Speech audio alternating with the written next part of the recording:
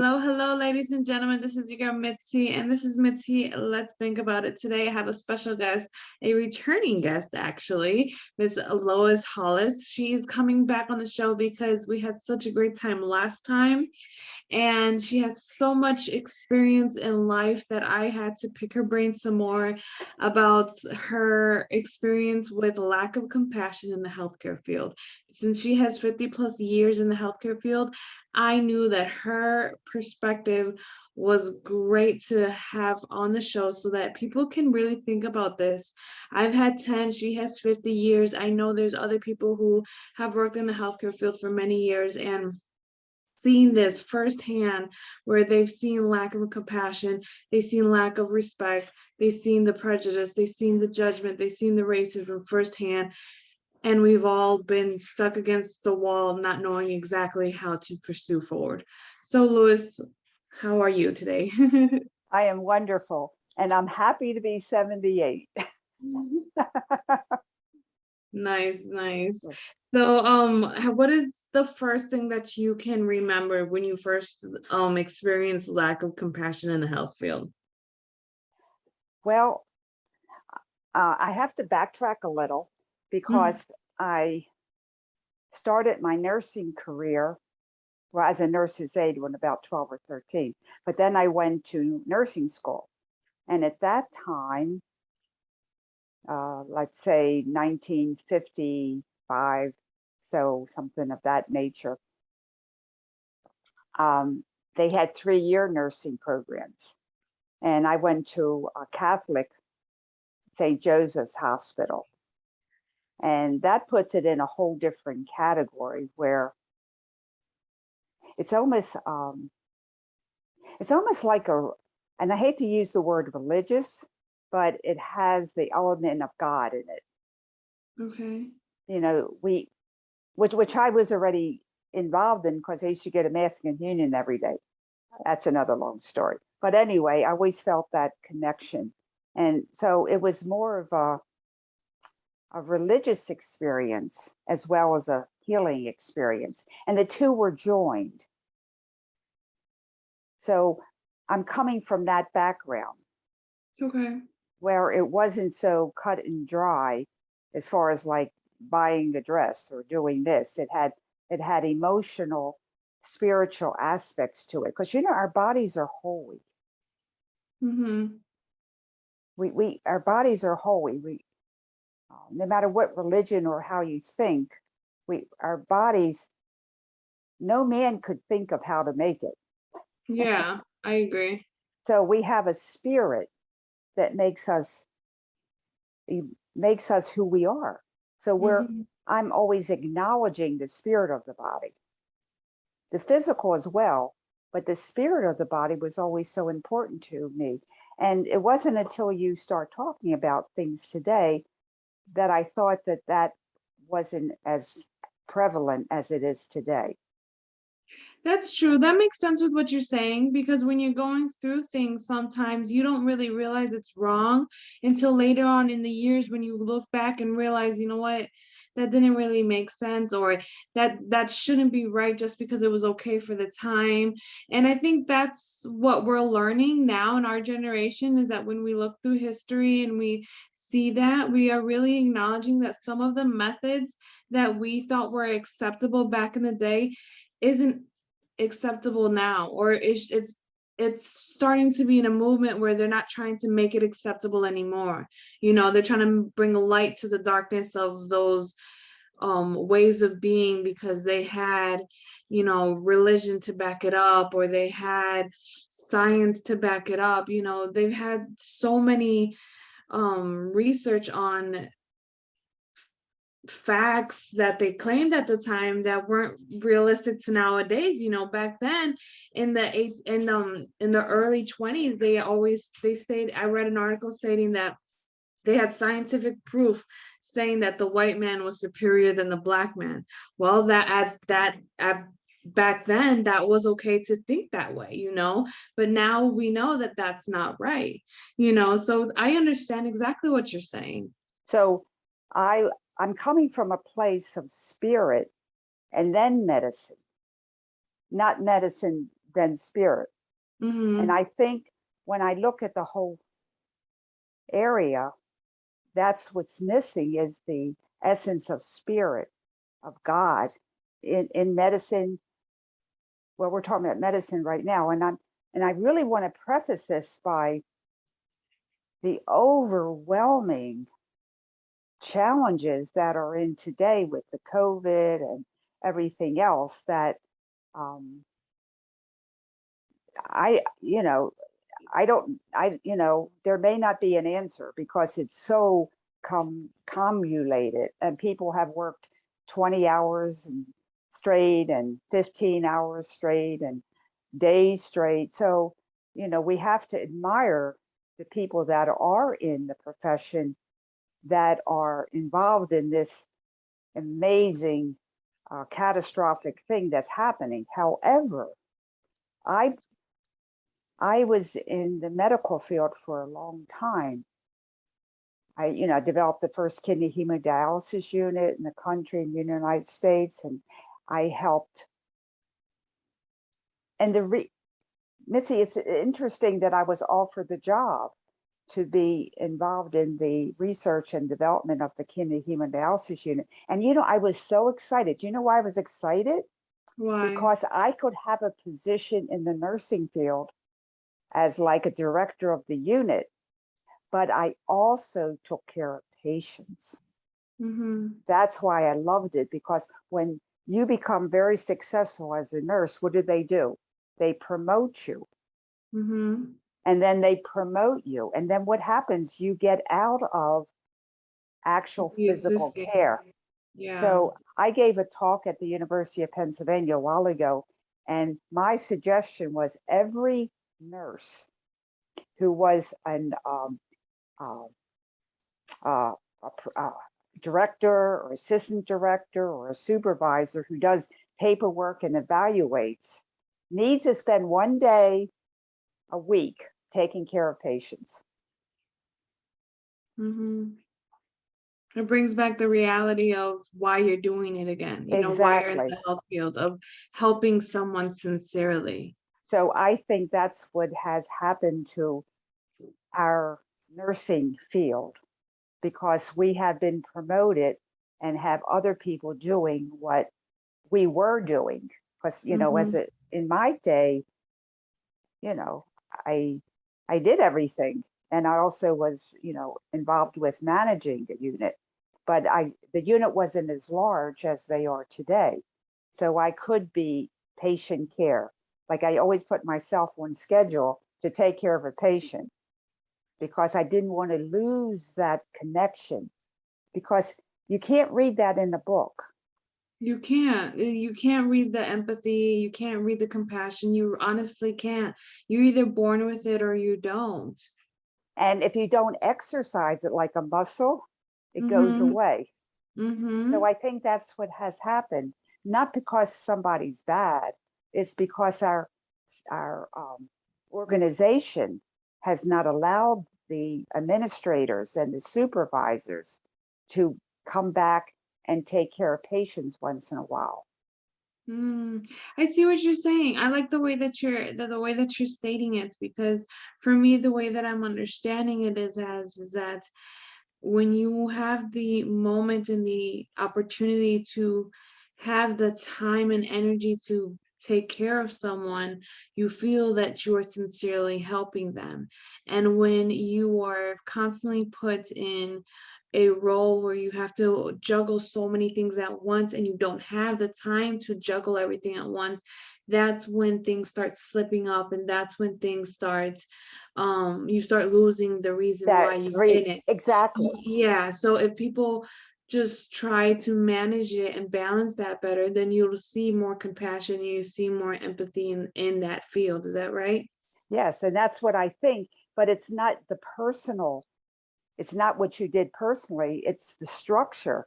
Because I read my University of Pennsylvania bulletin, and they go through maybe a year and a half, what took me 4 years. So everything is crammed in Mm-hmm. to do it quickly. And I'm Yeah. not saying they're not knowledgeable. They're very, very smart, but very, Mhm. very smart doesn't make you better with actually rubbing someone's back. Yeah, or understanding what's causing them pain or listening to what's Yes, going on. I absolutely agree. And I think that's the hardest thing is that when you go into an emergency room or you go into an urgent care or even a regular doctor's appointment and you sincerely tell them what's your problem and they blow it off as if it's nothing, or they don't want to do more research and they just assume. And I think that is the reason why a lot of people were frustrated with this, especially with this COVID scare, because everybody in the beginning, everybody thought the doctors thought it was the flu, or just go home, it's cold symptoms. Nobody really knew it was COVID, and yeah. it got intense. So, and I know you're only one person. You can't do, but I think that you can say to somebody, you can look somebody in the eye and Hmm. say, I hear you, Hmm. and I'm doing what I can do. And people can get that. I see you, not just run away and say it, but look them in the face and in the eyes and say that to them. I Hmm. see you, I understand. I this is what I'm doing. And people understand that. People Yeah. can feel that. So that's what I'm saying. It's the feeling that we're skip over. Yes. We just skip over. But it's lost because the people that are in authority that make the rules, who have the compassion, are too busy supervising big clinics in Africa or Nigeria or some other place, but they're not doing it. You, I think this is one profession that you have to keep doing it to be the best of an administration field. Yes. And I think they also need to remember it's not just about the administration either. Because if you're a nursing aide or if you're just a nurse or and you're just helping someone sincerely, then it just comes down to just being there at the moment. And I think that's the important thing because it can happen in any profession, to be honest, where people can get lost in their personal life and can get lost in their fears and their own worries.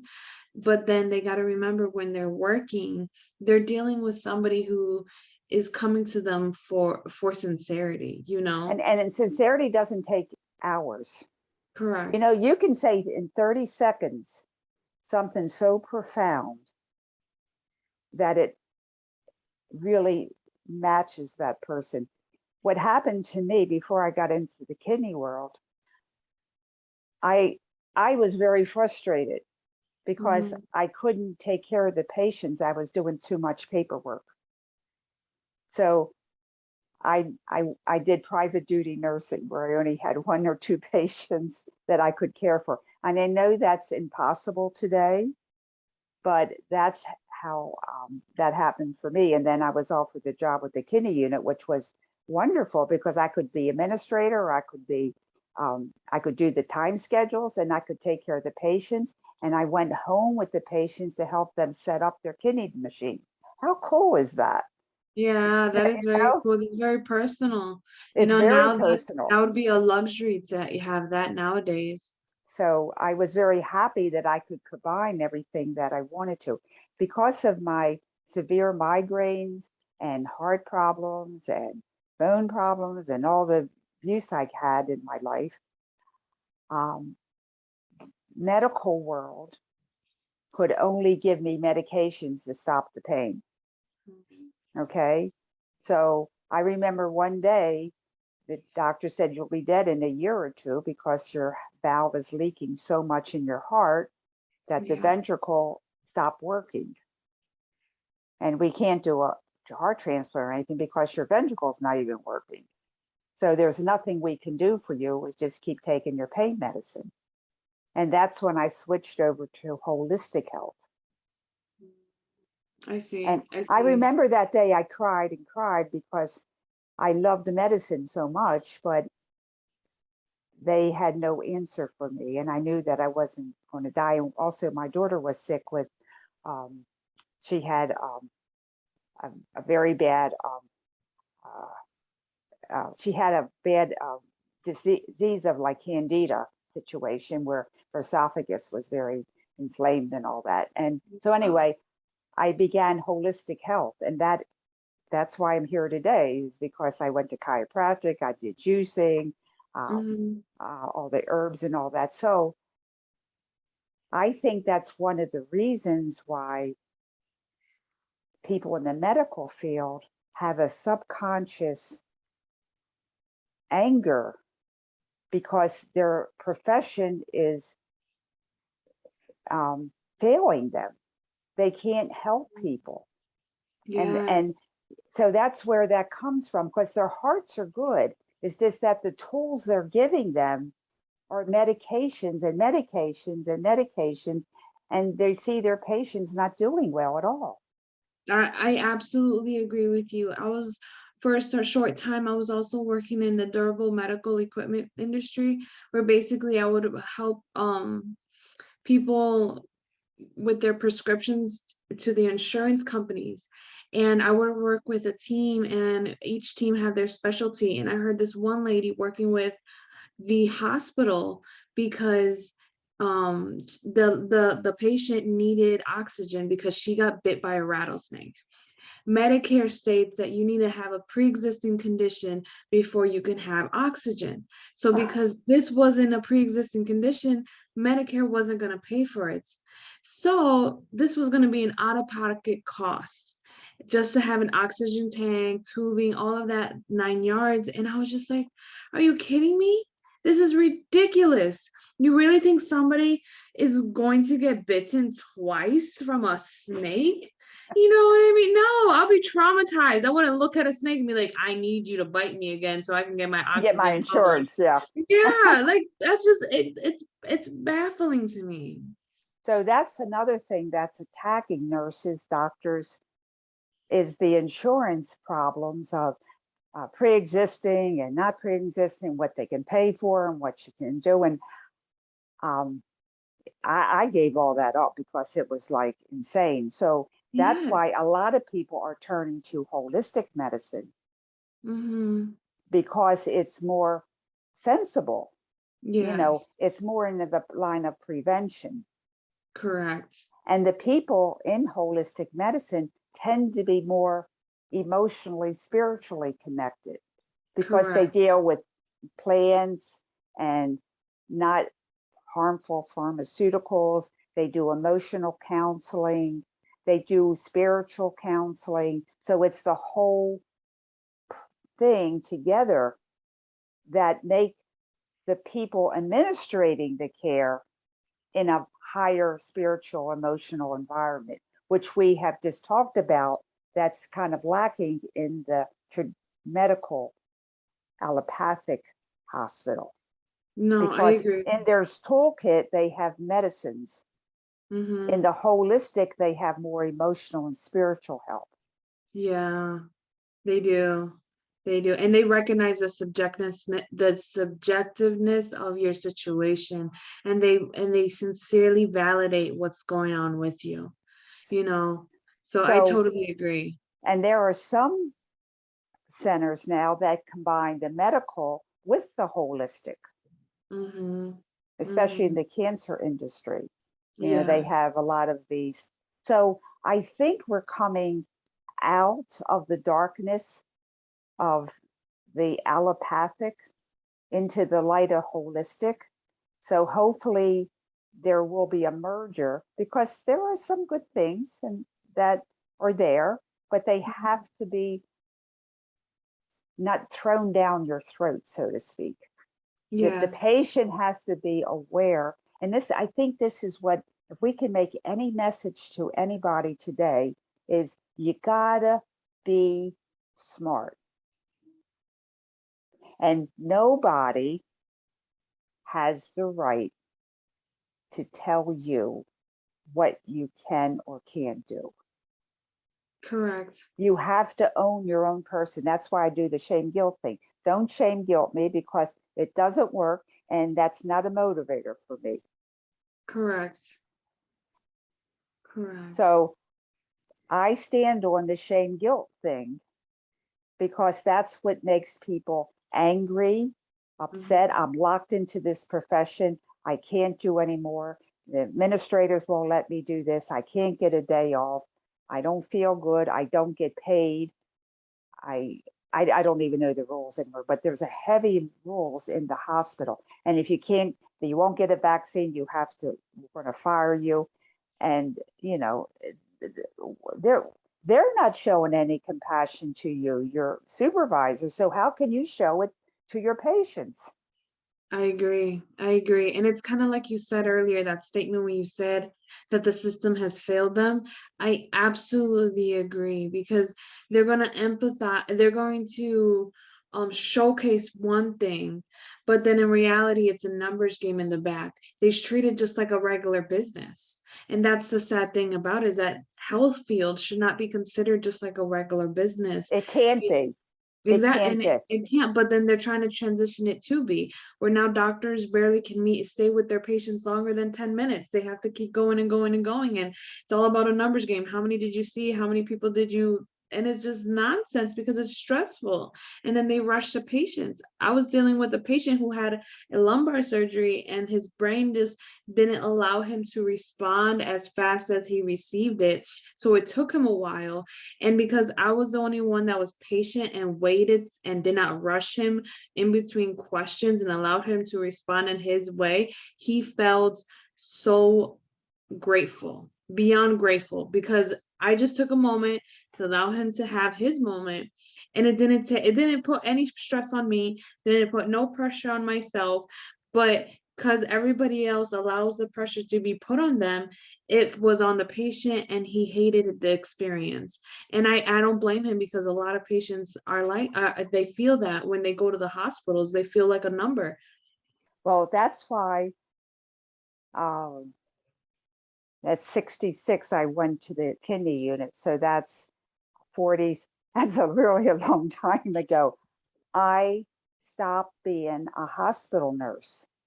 I Mhm. became a private duty nurse because I could not even tolerate the organization at that time. So Yeah. I can't even imagine what the nurses are going through at this point. They have lost so many nurses, and they should, because Yeah, they actually turned them into robots. correct. I And agree. a nurse can't be a robot. No. And she feels bad, and she feels angry, and she feels put upon and taken advantage of, because who gets the money? The directors, the supervisors. She isn't. Exactly. So, Exactly. but that's really not their own focus. It's just like everything is wrong. So I blame the administration Mhm. I agree. for making them works this and making them do the vaccine and making them doing all this other stuff, because that is a choice, and that's Correct. against the Nuremberg trials. So you are not allowed, the organization is not allowed to dictate to you what you put in your body. And I applaud the medical field that left the field because of that, because they had to. I agree. I And agree with you. so they're finding a shortage of people, and a lot of people are turning into holistic health. Maybe that's a good thing. I don't know. But all I can say is that when you're a caretaker of someone, a nurse, a physician, aide, you have to answer to yourself Mhm. of what is appropriate or not. And if it's not appropriate, Bye. I bye, agree. bye. I mean, because something's better on the other side. I absolutely agree. And Oh, my spirituality, my own self is more important, because without me, there's no me. exactly. You know, I'm not good to anybody. Yeah, exactly. I wish people knew that more. I wish people took that into consideration. You're absolutely right. Well, people are so ridden with shame and guilt. Oh, I can't do that against them. What will they do without me? Or I'm a bad person. Yeah. It's the shame guilt thing that makes people do the wrong decisions Oh, because, yeah, because shame guilt, like a computer virus. What mhm. happens to your computer when it gets a virus? It doesn't work Doesn't right. work. Yeah. When shame guilt comes into you, or you make the own shame guilt yourself, I'm not good enough, or I should be doing this, I should be doing that. It distorts your mind. So you're not thinking clearly. You don't Correct. know it's shame guilt, but that's what I have to tell people. It's shame guilt that made you do a stupid thing because you're a very intelligent person. But the shame guilt that the administration is putting upon you is shaming you. And you're not making the same decision. And you get more tired because it distorts your organs that they don't function properly. Mm-hmm. You're exhausted. Did you ever notice that when someone shames you, you get really tired? And when someone Yeah. praises you, you can do anything. Yeah. That's That's true. shame guilt energy. It Mm-hmm. makes you Like we were stupid. speaking. It makes you make wrong decisions, and it makes you tired. Absolutely right. That's true. So if they're shaming me, what do? Goodbye. Yeah. I don't do shame guilt as much as I can remember. A lot of times it's still not 100%, but I'm getting better. It's an everyday thing, we always have to tell ourselves and remind ourselves these positive things for ourselves because we've been fed so much negative to ourselves for so long. And this is another thing that is affecting the healthcare industry. People that go into the healthcare industry are very smart. They're very in touch, learn anatomy and physiology and nutrition. You know, you got to be smart. And the lies that are told to the medical field about research and this is right and this is wrong and this is right and this is wrong, most of it is false. Mm, And they know that unconsciously. They may not know it consciously, but it doesn't sound right to them. And that's another thing of anger, resentment that comes out of that because nobody likes to be lied to, yes, that's right? true. That's No, very don't true. lie to me. Tell me the truth, but don't lie to me. Mm-hmm. So Mm-hmm. when these facts and figures of the date of the COVID and this and that, and now it's sort of crazy because they say one thing today and next thing tomorrow. So, in the beginning, it was crazy, but you didn't know it was. And that factor hurts you on that level that it's probably not true. Correct. Correct. That's absolutely right. Because people in the field, the nurses and doctors, just want to get their patients well. That's the only reason they're there. Mm-hmm. I want to make you healthy. And if these lies and wrong data are thrown at you and there's lies, then they're not helping them to get healthy. Correct. Okay, that's on a subconscious level, but I think it's very real to people that they've been lied to. Exactly. And then they convince themselves more of the lie because they don't want to confront what they're going through inside or what they're feeling. Exactly. And Yeah. that makes them very confused. And what happens when you're confused? You're really sleepy and tired and you're done. Yeah. And you're just Exactly. going through the motions of life. Exactly. You And start that disconnecting yourself. you disconnect yourself. And what happens when you disconnect yourself? You don't have that empathy. You don't have that compassion. You're not a bad person. It's just that they shame guilt you so much that you can't find it. Yeah. That's absolutely right. Thank you. Oh, I knew that today was going to be a great conversation, Lois. I knew it.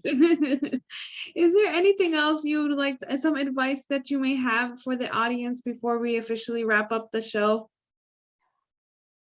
I would suggest them to spend 15 minutes. I have episodes now. I'mGoodFilm.com. Watch it and you'll understand what I'm saying and you'll understand what's happening to yourself.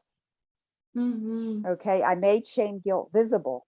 So it's no apostrophe. I'm good loisfilm.com. And I'll tell you all the secrets. I love it. I love it. You guys heard it first. You can find Lois's website on my websites, but go check it out. If you are a visual individual like myself, I'm honestly telling you the videos that she made does really put it into perspective where you can see what you're experiencing, and what she's saying really does make sense. So we're not here to convince you how to think. We're just here to help guide you in a direction that you already been looking for in yourself already. So why not keep thinking about it, right? So there's many ways to think. Just keep on thinking, and that's all that matters. Till next time, y'all. Bye.